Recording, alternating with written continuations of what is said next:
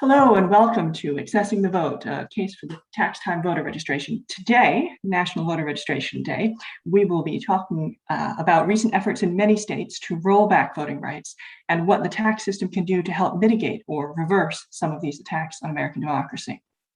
I've been studying the possibility of tax time voter registration for about 5 years now, and the data suggests that these policies are very promising. Canada already offers voter registration and tax filing, and that's a big reason why 96% of Canadians are registered to vote. In the United States, 1 in 5, 20% of Americans are not registered to vote, and those unregistered eligible potential voters are especially likely to be lower income and to be racial and ethnic minorities. The tax system could help close the gap. More than 90% of Americans appear on an income tax return every year, and 99.5% of Americans appear on at least one federal tax form. So for 5 years, I've had the chance to see real growth in the momentum behind this policy idea, but also, unfortunately, to see real growth in the need for policy change. The threats to Americans' ballot access are serious and getting more serious, and it's past time for fundamental reform to protect Americans' voting rights. And that's what we're going to be talking about today. We have an all-star panel of experts today. We're going to be talking about their work and prospects for policy change in this issue. And I want to encourage the audience to join us. So we are taking questions in real time. So you can submit your questions by email to events@brookings.edu or on Twitter using the hashtag #FilerVoter. So let's get started. I am thrilled to be joined by the Honorable Bonnie Watson Coleman, who represents New Jersey's 12th District in the House of Representatives. Representative Watson Coleman has been a leader in Congress on many issues, fighting for women, for economically and socially disadvantaged populations, and other vulnerable groups in our society. She is also the lead sponsor of an important piece of voting rights legislation called the Filer Voter Act. Representative Watson Coleman, thank you again for joining us. So I want to start with the big picture. In the last decade, we have seen a wave of voter suppression efforts in the states, including voter ID laws, cuts to voting hours, closed polling places, the purging of voter rolls, and new restrictions on voting rights. Most recently in Texas, we've seen reduced access to vote by mail and a ban on extended voting hours. What are your reactions to these policies? I think it's horrific what we're seeing. I think that, first of all, let me just say thank you for having me, and thanks for this opportunity to have this discussion, particularly on this day. I think that what we're seeing in state by state, particularly in Texas and their leadership on this issue, is oppressive and anti-democratic. And it is designed to suppress the vote, particularly votes from perhaps younger, brown, Black, folks who are naturalized citizens, anyone that they think is sort of not cut from that cloth that they're so very much representing right now. And I think that we're at this moment, we've discussed this on the federal level. We've got HR 1. We've got HR 4, the John Lewis Act, all of which address voting rights. Now we've got a resolution that came out of the Senate a week or so ago addressing the issue. So Congress knows what's happening. Congress knows how threatening this is and how depressing it is on the vote. And so there are options, and we need to move forward and vote on one of those options. Registering to vote is like the first part of this process. So it needs to be as easy as possible. Many, many years ago, when I was in a state legislature, there was a motor vehicle voter act. You pick up your license, your registration, whatever, you had the ability to register to vote. This particular bill would require those who prepare income tax returns for individuals to provide them the opportunity to register. If they do it in person, hand the form in person. If they do it electronically, provide the opportunity electronically. I think we have to make this as easy as possible. United States of America, we're supposed to be encouraging civic participation, voting and registering to vote and then voting, like the most fundamental thing that we can do to ensure that we have a healthy democracy. I think that's exactly right. It's so important to draw that connection to motor voter because it made such a difference in getting people access. And it just makes sense that the obligation, it should be on the part of the government. When people are going in to fill out, get a new driver's license or fill out other government forms, they can update their voter registration. So it doesn't make sense that we don't include tax preparation, the annual process that 90% of Americans engage in, don't include that in the legislation that already exists. So I'm so glad that you're been taking the lead on this legislation. So tell me more about what you think the federal government can be doing here, because I know we've had a lot of issues at the state level. So I have to tell you that while the legislation that we're talking about would require everyone to fill out X number of taxes, 100 taxes a year or whatever, to provide this information. And that's part of the legislation. But we also sent a letter to the treasurer saying that, administratively, these volunteer tax preparing agencies, VITA, you could tell them that they need to provide this service. And the reason that that's so essential is that more lower income people tend to use these services. So we would get to very easily people who are most impacted by what's happening out here when votes are or are not cast. And particularly in an environment where you see such oppressive moves taking place, it would be encouraging to have your tax filer say, hey, you registered to vote? I've got the form right here. Hey, let me help you to get registered to vote. Would you be interested? Let me make it as easy as pie. And let that be an encouragement around engaging in voting and registering, as opposed to hearing that negative narrative is what's going on around the country day in and day out. So we can do that. We can do that administratively. And then as a body of electors, we can vote on 1, 2, or 3 versions of voter rights bills. But do something we must. I'm sorry. Yeah. No, I think that is exactly right. I mean, it has been, I'm sure, a frustration for many of the people in the audience to know that these bills are sitting there ready to go. They just need to get across the finish line. And this point about the VITA or VITA program is so important. Not everyone knows about this, but there are organizations across the country that file taxes for free for low-income Americans. And we're going to talk later with Rebecca Thompson, who knows a lot about these programs and has helped get them organized. But 1 million households a year, overwhelmingly people of color, low-income Americans, get their taxes filed for free through these nonprofits. And President Biden could basically mandate that those folks get offered voter registration. And so we're very hopeful that that becomes a part of the process going forward. And that's a very big enterprise. It's a very busy enterprise. I have visited that site and I've seen the volume of people that were being helped. Yeah, no, it is a tremendous service, and it also helps protect people from there are predatory tax preparers out there, and these nonprofit services do extremely high quality work, and to ensure not just that people get their taxes filed, but they often do all kinds of other services. They help people get their health insurance. They often have a food bank. There are a whole series of services that these sites provide, and one of them could be voter registration. In fact, yes, exactly. And I've in fact, at some of the sites tested this possibility. So in Dallas and in Cleveland, I conducted a randomized control trial to see, how much of a difference does it make? And what we found is that it doubles the likelihood of an unregistered person getting registered to vote. And this is both of these communities in Dallas. Half of the people who participated were Latinx and 25% were Black. In Cleveland, 75% were African American. So these are communities that have been traditionally disenfranchised, continue to be disenfranchised, and we're just thrilled to see that there's such potential for this kind of a policy. And even in 2020, we recently, in fact today, are releasing the results of our work from 2020, which was a hard year to do voter registration or to vote for that matter. And what we found is that even so, 16% of people took the opportunity just to register to vote right there. And so if you think about the fact that 20% of people aren't on the rolls, you'd be making a big impact.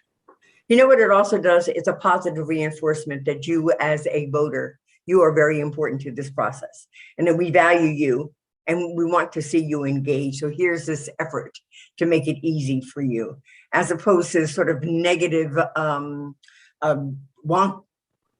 noise that we hear about who doesn't want to vote, who can't vote, who shouldn't vote, and then all of the sort of untruths that are told around the motivations for these bills that are being advanced in these states.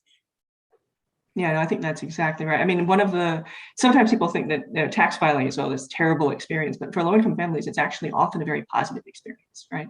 For one, it's a time of year that matters, financially speaking, because of things like the earned income tax credit, the child tax credit, right? We know the power that the IRS has to help families in need. We saw it this year with COVID. And so it's actually one of the more positive experiences of government that many low-income people experience. And it's a time, to remind people that they're included in our body politic. They are part of our community, and that we should all be participating together in both parts, the taxation and the representation. That's for both of us, right? So I think this is, such a critical issue, and I'm so grateful for your leadership and commitment to working on this question. I want to give you a chance if there's something that you want to add to our discussion, because I know, ironically enough, that you need to go and vote in just a moment. So just share some closing thoughts with us to send us on our way. So I have some of my colleagues are co-sponsors of this legislation, and my staff and I, we need to sort of rev it up again, bring it to the forefront again. It's been so many competing issues that sometimes things, get put on the back burner. And this is not something that should be there. But I appreciate the fact that you all are having this discussion today. And I hope that the broader audience that will be participating will spread the word. We'll spread the word about how we're trying to impact this issue through both our letter to the treasurer and what they can do from an administrative perspective and from the legislation. So wherever you are, there is a member of Congress and a member of the Senate, 2 members of the Senate, that could hear from you that this is a really important issue that you support. Our collective and individual voices are so important right now. Yeah, I think that sometimes people see the news and get disheartened. But having worked in Washington, I know the extent to which the phone calls and the emails and they matter. Offices are listening, and offices can move on these things. And so we're really just so grateful for your time and your leadership on this. And we will be in touch soon about the next steps of moving these important ideas forward. So thank you very much, Congressman. Have a good day. Thank you. So I want to welcome all of you to the second part of our panel today. After that sort of rousing discussion with the Congresswoman, I want to bring on a panel of tax and voting experts for what I'm sure will be a very lively and informative discussion.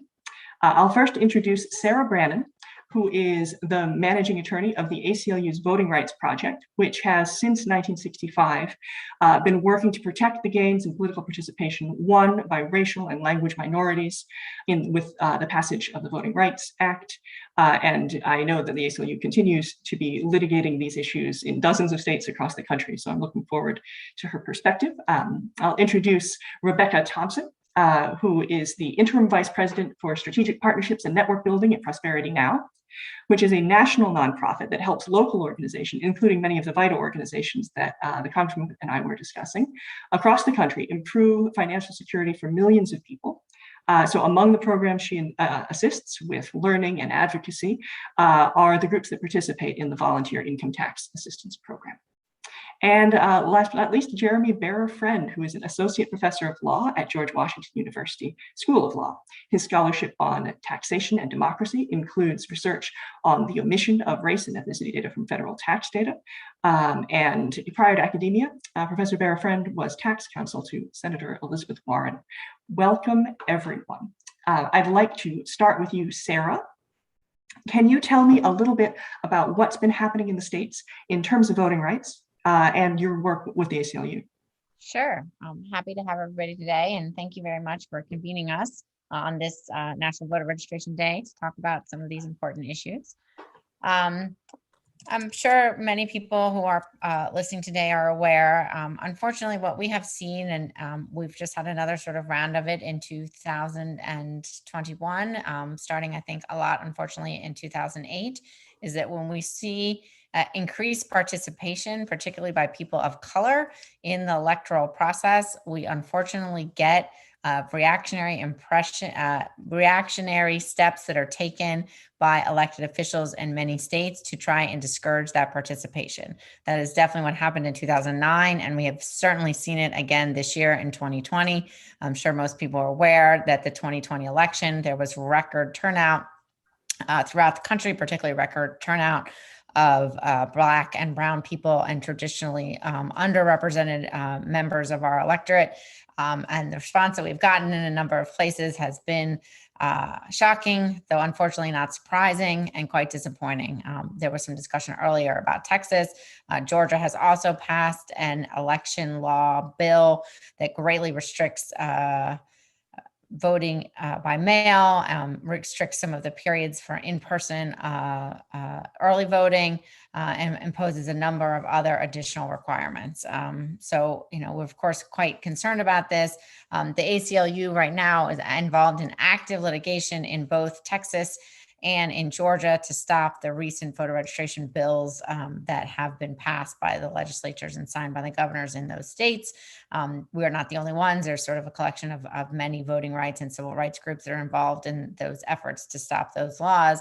But unfortunately, the courts have gotten more difficult. I'm sure people are aware of the Supreme Court case that came out in June of this year, which unfortunately further undermined the effectiveness of the Voting Rights Act.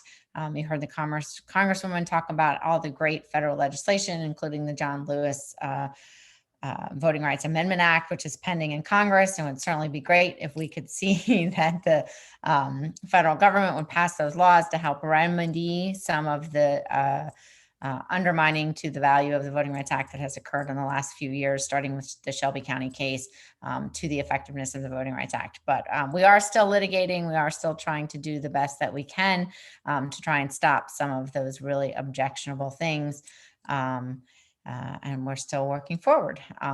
I'm going to let a couple of the other panelists talk and then come back in a little bit. But just so you guys are aware, one of the things we're talking about today, which the Congresswoman very eloquently explained, is, the administration does have the opportunity, the Biden administration right now, to do some very proactive things to help with voting through administrative processes, particularly involved with some of the tax assistance programs. And so we are very hopeful that some of that will be accomplished because in faced with some of the inaction we have seen in Congress, it's incredibly important. And the hostility to voting in some of the states and some of, unfortunately, the inaction in Congress, it is very important that the administration take every step that it can to help encourage and promote voting through the processes that are available to the administration. This is so critical. The work of the ACLU on this area is so critical. I think, one of the things that has really struck me is the extent to which these anti-voting legislation has moved forward in places where elections are close. I mean, that's a political science finding, right? That this isn't happening just any old place in the country. It's happening where elections are close and the places where these margins can really matter for representation in the United States. Jeremy, I want to bring you in now because I want to talk taxes, and I specifically want to talk about what's the relationship between taxation and democracy. I think that is, maybe not everyone's first thought when they're thinking about, voting, is to think about the tax code. So talk to me about your work on the subject. Right. Thank you so much for having me already. It's been a fantastic session today. And I would say that often the first association, if someone has it between taxes and voting, is often negative. It's a recollection of poll taxes after Reconstruction and the use of taxes by state and local governments to prevent Black citizens from exercising their right to vote. And that is a real history that unfortunately is continuing today. We see battles even in Florida about whether fees and fines and various debts related to those fees and fines should be allowed to prevent Floridians from getting to vote. But taxes are also an arena where democracy can be expanded. Even though it has been used as a tool to contract our democracy, it could also expand our democracy. And that's true in a number of ways. So one principle of democracy is that no one citizen should have more voice than another, right? All citizens should have equal voice. And taxes have been used to prevent the kind of inequality that enables certain interests from having an oversized influence. So the history of the corporate income tax was concerned with this, and current proposals for wealth taxes are concerned with this. And of course, as we'll talk about later today, tax filing itself is an opportunity to expand our democracy. We can ensure that there are as many opportunities to register to vote as we can create, and filing is a very natural fit, in part because of the civic experience of tax filing as a moment when individuals are very aware of their membership in a political community and their contributions to that community. Yeah, I think this is something that people sometimes forget generally, and then I think also forget that the important role that this plays, especially for lower income people, right? That people think, oh, you know, tax time is just the worst time. You got to fill out all this paperwork, but that's not actually the experience that many people have with tax day. So, Rebecca, I want to actually bring you in on this question because we've already been talking a little bit about the VITA or VITA program and how it works and who it serves, but we should pass that over to the real expert on the subject. So tell us a little bit about the program from the basics, or people might not have even heard of it before, and how it works and who participates, who the clients are. Sure, and thank you first for having me today, Vanessa. It's wonderful to be here with you, and let me give a shout out to all of our VITA partners as we are in the midst of day one of VITACon, which is actually our biannual convening of our VITA partners, friends and stakeholders and volunteers. So backing up a little bit, the VITA program, which is the Volunteer Income Tax Assistance Program, has been around for over 50 years. We actually celebrated our 50th anniversary 2 years ago in 2019 in Denver, Colorado. And it was started as a means to really help folks to complete these complex tax forms to help with compliance, but also because the taxes are hard for some folks and people need help. And so the VITA program is here specifically to provide services to low to moderate income households, particularly those who may be eligible for the earned income tax credit, generally speaking, because of their household income capped out at around $57,000 to $60,000, somewhere roughly in that range.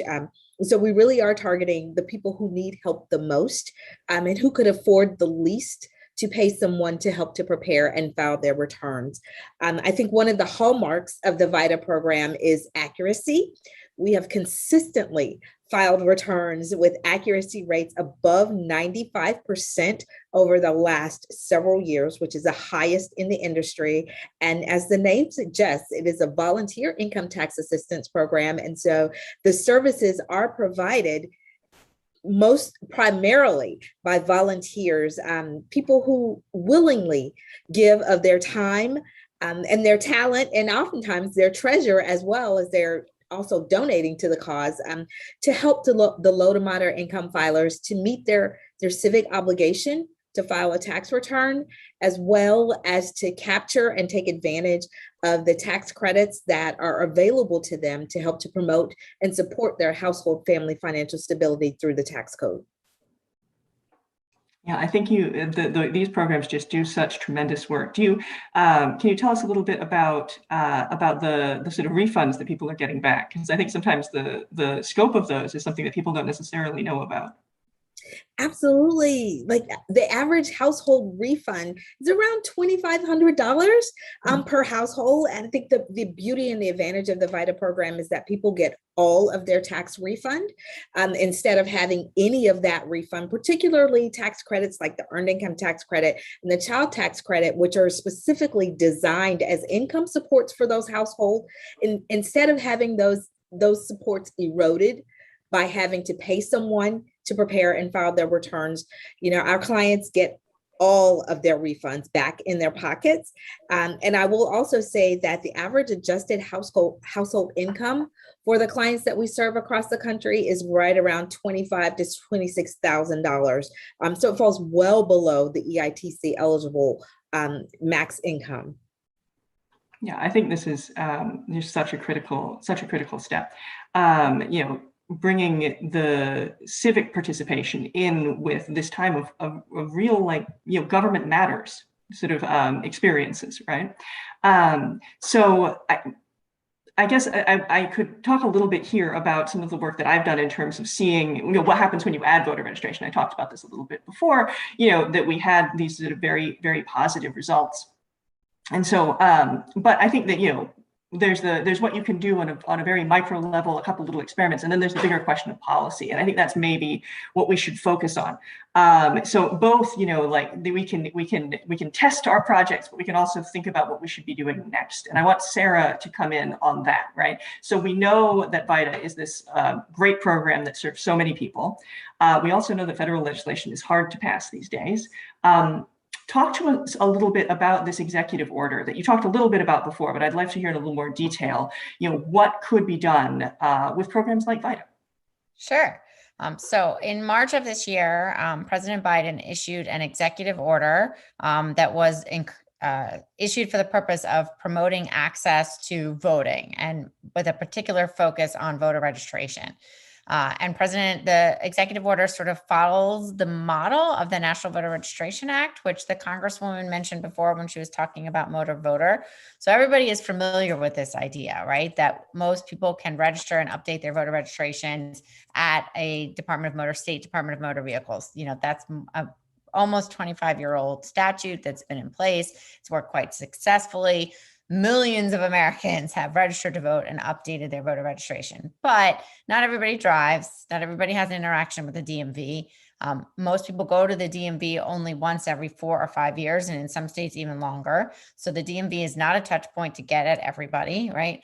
Everybody files a tax return. And a lot of lower income people particularly tend to be more transitory. And so they move a lot and need to update their voter registration. So the 4 or 5 years at the Department of Motor Vehicles is not a very good fix. But the NVRA does provide us with a really good model for how voter registration can be done and incorporated into the interactions people are already having with the government. You've already heard the other panelists talk a lot about sort of the value of having voter registration be part of a transaction that's already occurring. People are already filling out forms. They're already giving away information about their lives. Voter registration fits right into that. It's a perfect place to do it. So when the NVRA was first enacted in the 90s, there was always this intention that the federal government would be more involved in providing voter registration services like the state governments do in the Department of Motor Vehicles, also through state public assistance agencies and some disability agencies. But the feds have just never really taken advantage of it. And it's not an idea. It's not in a committee report. It's actually in the statute, in the NVRA. It says the federal government shall have a duty to help with voter registration. And they've just never done it. So President Biden, first couple of months in office, issued this executive order to help try and change that. And under the provisions of the executive order, all federal government agencies are supposed to put forth proposals for ways that they can offer voter registration services to their clients. And the VITA program is overseen by the IRS within the Department of Treasury, and we think is a perfect opportunity and really should be one of the prioritizations for implementation of the executive order. As you heard, there's a VITA program. I think in 2021, there were 297 different grantees in all 50 states. They're already going through some sort of structure and training, which the organizations do and the IRS does. And there's no reason that you couldn't add voter registration services into the activities that those grantees are providing to their clients. As I said, because of the 20 years plus of the MVRA, we have lots of models for how to easily add voter registration best practices to make it easy for people to do it. And the training doesn't take that long. It's not that complicated to register people to vote, just a few key, sort of talking point lessons that you need to explain to people about how to get forms and fill them out and where to deliver them, which most voter registration forms themselves explain. So it's not that complicated. People just sometimes need a nudge and a little bit of assistance. And it's certainly something that the VITA volunteers and grantees could do. So we are advocating that President Biden take advantage of this executive order and the intention. And I think the executive order was great to try and get the federal government more involved in offering voter registration to people, and to start with the VITA program, because it is a target audience. It's, lower income people, and particularly lower income people of color. There's a huge voter registration gap. So it's certainly a population that really needs to be encouraged to register to vote, so that they then will participate in our electorate in a more robust fashion. So it's an ideal implementation for President Biden's executive order. So we are hopeful and have been advocating. The Congresswoman, along with a number of other members of Congress, sent a letter specifically to the Treasury Secretary asking that adding voter registration to the activities of the VITA program be one of the things the Department of Treasury does in complying with President Biden's executive order, which, sort of is a very strong statement that the president wants federal government agencies to do everything that they can do. And this is we think is a perfect opportunity and place to add voter registration and to help with the voter registration gap. And, the National Voter Registration Act started this way, which is that there were some states who were doing motor voter and it worked very well. And that led to sort of the groundswell to get the federal legislation passed to create the National Voter Registration Act. So the other thing about the VITA program is it would help, I think, some of the population that we know most need to encourage to participate in our electorate at a higher rate. But also then once it works, it will make it much easier to then advocate that federal legislation, like the legislation that the Congresswoman has introduced, would work and would be effective and would help everybody. So yeah, I think it would both help an immediate need and sort of build the groundswell to a place that I think we all should be, which is with the federal government more involved in offering all these opportunities to the public to register to vote. And as we've been discussing, right, taxes are great, right, because you have to do it every year. So if you're moving and you need to update, it's a good reminder in a way that almost no other federal government interactions or even state government interactions don't occur at the same pace. Yeah, I mean, this is something I think about a lot in terms of both the frequency, but also the complexity of the forms. A long time ago, there were candidates who used to run on making the tax form a postcard. The voter registration form is a postcard. Like it's postcard sized. It's that easy. So, it seems like a really obvious fit to, both in terms of the quality of work that VITA tax preparers provide, that this is something that's well within their reach. They handle far more complicated tasks all the time, but also, just that it's a really sort of straightforward addition. But, so we've been talking about VITA and we've been talking about this executive order. I want to move towards even bigger, grander ideas in terms of scope, right? And so, I mean, the VITA program has extraordinary potential, particularly for its targeting, right? Because it will be reaching the communities that not only are under-registered, but have been traditionally disenfranchised. But things like the Filer Voter Act are near universal, right? So the Filer Voter Act, as Representative Watson Coleman explained, would require all tax preparers to offer voter registration. And I know, Rebecca, that your organization, Prosperity Now, has endorsed the legislation. So I wonder, as an organization that works with the folks who file taxes, what brought you guys on board with something that, that's definitely an extra piece of work? Yes, it is a little more work. And one of the things that we really appreciate about the Filer Voter Act, and we had the opportunity to actually, share snippets of the act and the purpose and intent of the act with our policy advisory committee, as well as our network steering committee, to understand the implications that it would have on the VITA program and on our VITA volunteers, because we do understand that VITA training is really complex for our for our volunteers, and there are a lot of nuances to the program and to the service delivery operation that can be really overwhelming for our volunteers. And so, as we thought about scale, building on the pilot that you did and the work that you've done, as we thought about scalability, and then the information and as it was presented in the Filer Voter Act made it actually provides an opportunity that's actually scalable within the VITA community. And one of the things really within the act is around providing access to the information that's necessary. So I think, and I don't know if you're planning to discuss a little bit about the project that you did, but I know it stops short of having the volunteers actually complete the voter registration forms and having the site coordinators actually submit those forms on behalf of the taxpayers. But it does require our sites to similar to the DMV, to make sure that that information is available and that people have access to the information that they need in order to update their voter registration information or to register to vote, and that information would be provided at the site, similar to other financial capabilities, services, and information that our VITA sites already provide.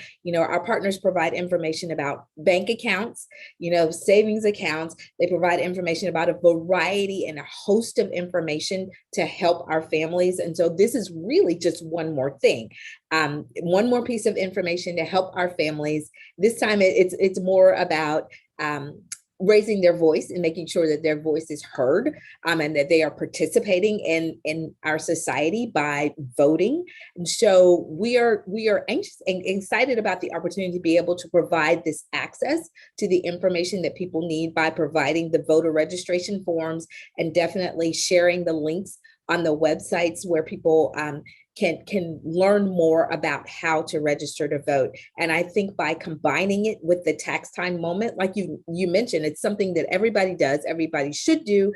And even for those who have been marginalized and traditionally underserved, our partners are really keen on outreach and bringing them into the tax system. And so it's a natural extension of the work that we're already doing to provide this access and information to voter registration. Yeah, and I think it even, ideal world, it has the potential to bring in more volunteers, because, there are a lot of people who are ready to volunteer to help get people registered to vote. And so for folks who might not have known about the VITA program, this could be a sort of an entryway into the broader kind of work that you guys provide. Jeremy, I want to turn to you and talk about an even bigger scope idea. As Rebecca noted, the Filer Voter Act does not require tax preparers to actually fill out and submit the forms. But you and I have worked on an idea that would fit voter registration right into the tax filing process in a way that made it absolutely, so ideally seamless. So we've talked about this idea of a schedule VR. So I'd love it if you could talk to everyone about that. And also, a question that I've gotten in the past, talking about this idea of voter registration actually in the tax filing process. This seems like a big step for the IRS. This seems like a big step out of the kind of work they've done in the past. Right, and that is worth taking that question seriously. So just to begin with the proposal, the idea of a Schedule VR, VR being short for voter registration, is that our tax forms already have many additional schedules depending on the circumstances of various taxpayers. You have a Schedule C, for example, or Schedule EIC, and you could have a Schedule VR where a filer who elects to register to vote through their return could do so directly. And the goal with that approach is, a direct contrast to some of the history of poll taxes. So to be clear, the ability to register to vote is not contingent on any ability to pay a tax. It fact, many filers, as noted, are actually getting refunds. All of those filers would still be able to register to vote this way. And there would also be other additional ways, traditional ways of registering to vote in addition to this approach. But one of the advantages here builds on what Sarah noted earlier about the duty of the federal government to protect the right to vote. And the federal government really has been instrumental in protecting the right to vote in times when various states sought to roll back that access to all citizens. And so here, the IRS is an incredibly powerful institution that could further protect our democracy because it already is playing such a direct role in so many American lives. Now, on your question about how much of a substantial lift this would be for the IRS, personally, I believe the IRS is underfunded. I'm excited to see a renewed investment in that institution, and I think it already does an enormous amount of work. But I don't think this, in fact, is too big of a stretch, provided it is given adequate support. The IRS has historically actually asked census questions on the federal income tax forms. In the late 70s and early 80s, there were multiple tax years where census questions appeared on Form 1040. And already the IRS also has been relied on for COVID relief, right? We've just determined that the IRS was best positioned to help facilitate that distribution of emergency public benefits as well. So I think the IRS already is playing a number of roles, and voting is a natural fit, or voting registration is a natural fit. Yeah, it is my hope that, the sort of test case of COVID, of seeing that, the IRS can provide this extraordinary reach to American households, is something that we learn from when we're thinking about this kind of a program. So I want to turn now to, we've been getting a lot of questions from the audience. So I want to turn now to a few of those. I guess I'll start with a question for, I think Rebecca is probably best to answer, which is, how do people access VITA? I think we've been talking up this program and people are very excited about it. So now they want to know. Absolutely. There's a number of different ways that people can access the VITA program. I think, first of all, maybe the easiest one is to go to irs.gov, and in the search bar, just type in VITA locator. That's probably the easiest way to access the VITA site nearest to you. In many communities, people can call 211. United Ways 211 provides that information and referral helpline, and in many instances, they have connections to the VITA program, or they can tell you whom in the community is providing that information, that resource. And then I think the final way is always to do a Google search. And you might just do a Google search for VITA sites near me and find out what's available. And well, one more way. I must give a shout out to our partners at Code for America with getyourrefund.org. Speaking of COVID times, getyourrefund.org provides a fully virtual VITA experience. And so it's available to anybody in the country, completely virtual, but it also connects to VITA volunteers, local VITA volunteers on the back end, as well as providing a do-it-yourself opportunity as well. Yeah, so from my own research, I've seen, the VITA sites tend to be located in communities where there's really high need for their services. So I think that, if you look at the zip codes where these sites are located, they are low-income zip codes. They're zip codes that are predominantly minority, in addition to, there are often ones in downtowns of major cities. But they are located in places that make them really quite accessible. They are, in church basements, and they are in storefronts, and all kinds of different locales, but they have a very bootstrap volunteer vibe in a certain sense, but they are there, and they're accessible, and they're welcoming to folks. I want to turn to Sarah, and I want to talk about two things. We've got a couple of questions that I think are kind of more in your lane. First of all, some folks are asking, what are the ways that everyday people can contribute to fighting against the chipping away at voting rights. Right? I think it's an issue that people are watching what's happening in other states or even in their own state, and they feel helpless. So jump in and let me know what you think the right answers are there. Sure. I mean, one obvious answer, I think, is to contact both your state and federal legislatures to say to them that, in the federal case, that you want them to act on the pending federal legislation.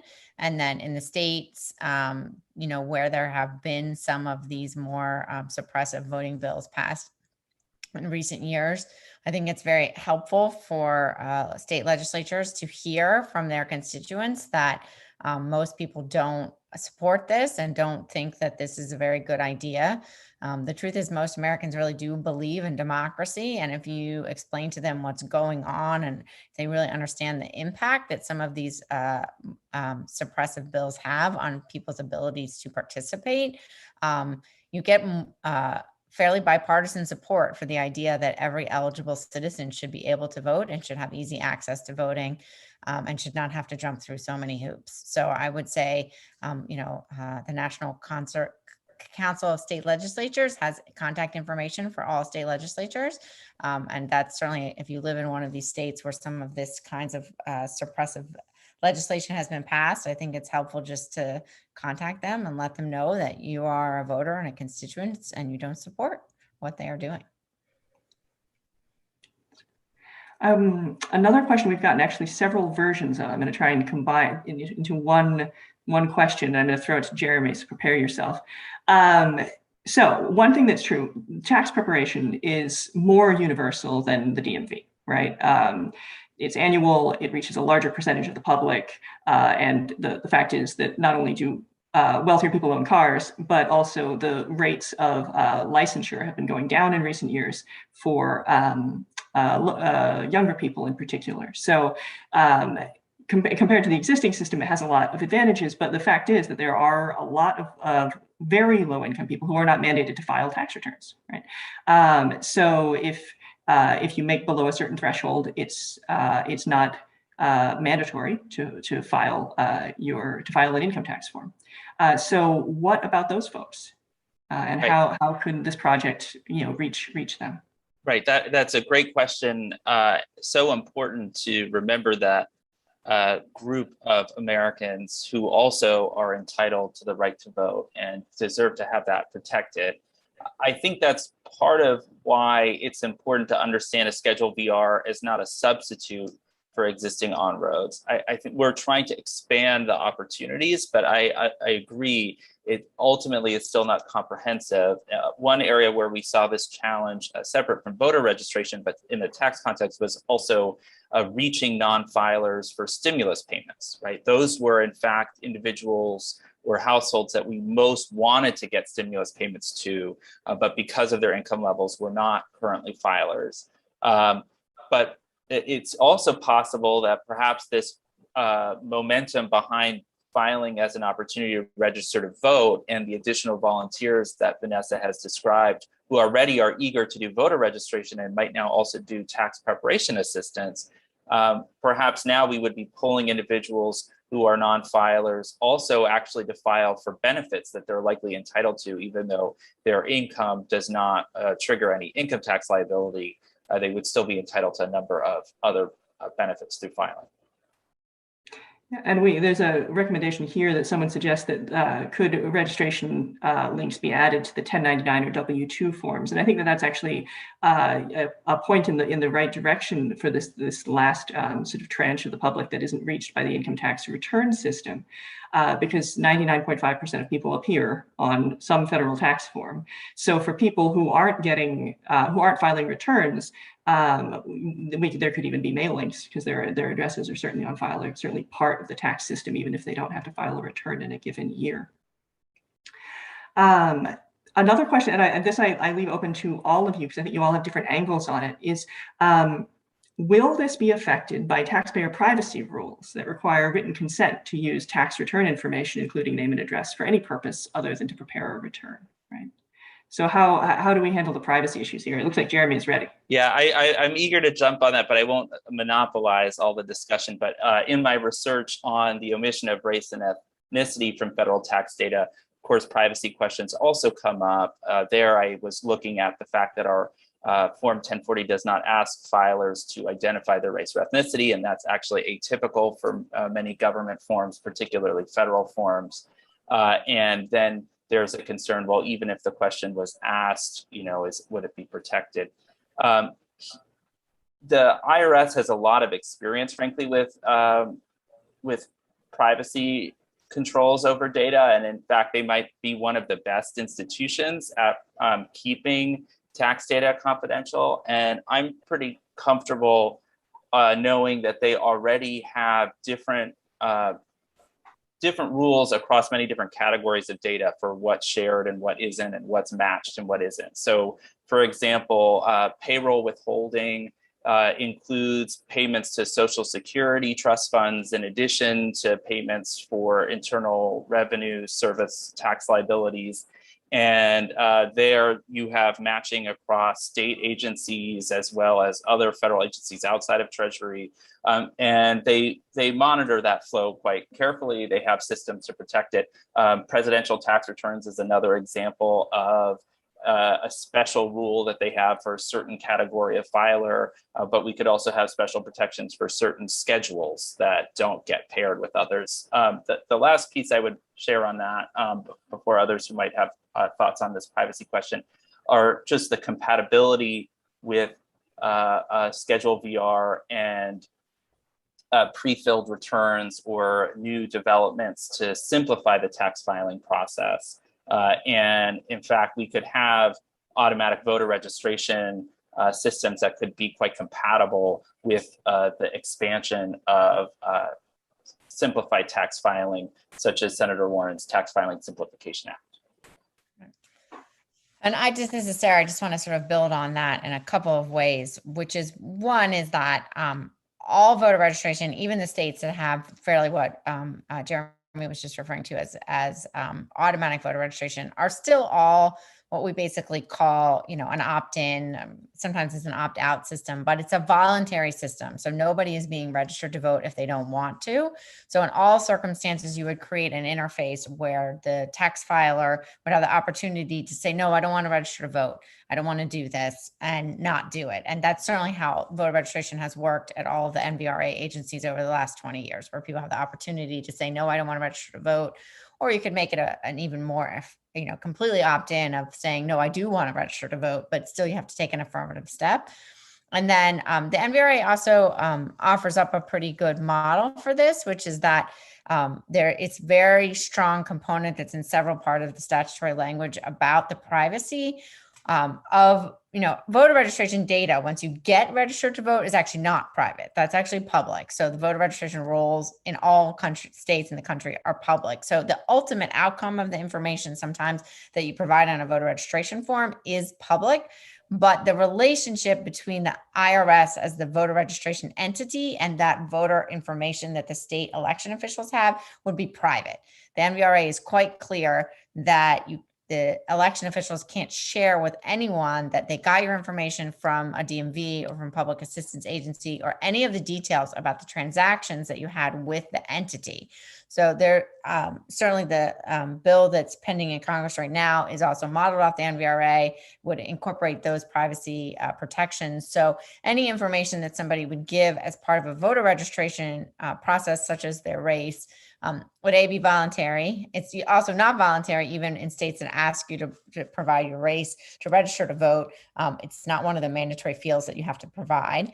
And B, it would never be part of the public record that would be shared with anybody that information came from your tax transactions or your tax interactions, and would be separated from any information that the IRS is sharing with anybody. So I think that is, I think, as Jeremy said, the IRS has a track record of being really good on confidentiality, and election officials also have a really good track record. It has never been a problem in all the years of the NVRA that the privacy provisions of the NVRA have always been adhered to. So some component of, there's not going to be a record with like all your information together that somebody in the public could get at. Does that make sense? Yeah. I have a little bit of a different perspective than the other two, because I'm pretty sure that question probably came from one of our VITACon participants, who's really concerned about consents. And so the challenge is we could collect, if the tax sites are collecting that information, like the IRS, we actually have to have that consent from the taxpayer to collect information that's not related to preparing their tax return, which voter registration isn't, and to share that information out with the third party. And I think that's where the kink in the chain is that the IRS can't share our taxpayer, anything that they collect from us as a part of that tax return. They do not have permission to share that with any other parties. So it's a little bit different than the matching that's happening, because they're getting W-2s in from the payer, and they're getting that information in on the tax return, and they're matching it, as opposed to they're collecting this information from the taxpayer and then sharing that out with the state agencies. I think there's another issue too with regard to sharing that information with the state agencies. And so that means that the IRS now has to be connected through some sort of information sharing agreement with the various state voter registration agencies. And so there's some logistics there. And then it has to be determined as to what information will be shared from that tax return. But the bottom line is in order to actually have like this form VR, there actually will have to be an additional consent that's collected from the taxpayer in order to allow the IRS to share that voter registration information with appropriate state agency. For our VITA sites, which means that's one more consent that we have to collect. I think we're up to 4 now. And so that would make an additional consent that we would have to collect. But what I will say with regard to the Filer Voter Act in its current iteration and in the state that it is right now, those consents are made null and void, because what we're doing is sharing information with the taxpayer, not collecting that information back from them. And so we're making the information available, making the voter registration forms accessible to the taxpayer. In some instances, we may be facilitating that process and helping them complete those voter registration forms, but we are not collecting that as a part of the tax return preparation that's actually happening. Yeah, I think that's exactly right. I mean, one of the sort of models that we could be looking at is how Canada handles it, right? Because the Canadian form is basically a checkbox consent to share your name and address information with Elections Canada. So this is an important. The privacy is a critical issue, but there are, I think, methods by which it could be handled. So we are coming to the conclusion of our time. I could ask one last question, but if anyone else has something else they really want to bring in that I haven't covered. Okay, I will ask the very last question, which is this: how would this fit? And this is sort of based on one of the audience questions here. How would this fit with automatic voter registration systems? And why do we have to fill out our income taxes in the first place when the IRS already knows our data? And I feel that this is one question, if someone wants to jump in on it. I'll go because this one is very close to my heart. And the reason why the IRS can't go ahead and complete our tax returns on our behalf, because certain benefits like the child tax credit and the earned income tax credit are dependent not only on our income, but on our household composition. And quite frankly, it is none of the IRS's business until I tell them who lives in my household. And they have no way of knowing who's in my household until we tell them. And so they can't actually complete this return and ensure that I receive the credits for which I'm eligible without knowing who's in my household. And therefore I must actually self-report. Jeremy, did you want to jump in? I felt that you. Oh, yes. And so with Senator Warren's Tax Filing Simplification Act, she tries to take on this challenge from a few different directions to simplify the process, even if it's not entirely a return-free system like the questioner imagined. So one is simply, why don't we have a public platform that's free for all users to be able to file? Why do they have to go through a for-profit tax prep platform? So she Senator Warren make sure we have a free portal that's run publicly. Then there's also pre-filled returns. So perhaps the household composition isn't already known, but many of the other features are already filled in. And so that at least reduces the number of questions you would need to ask. And then there's a piloting option for certain filers with simple tax situations where they could opt into a return-free system if they were eligible. So thank you guys so much for both answering all of my questions and a wide array of, I think, quite interesting and enjoyable questions from the audience.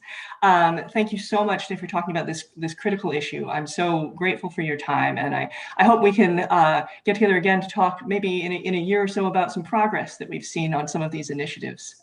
So thank you very much. Thanks for watching. Be sure to like and subscribe for more videos from Brookings.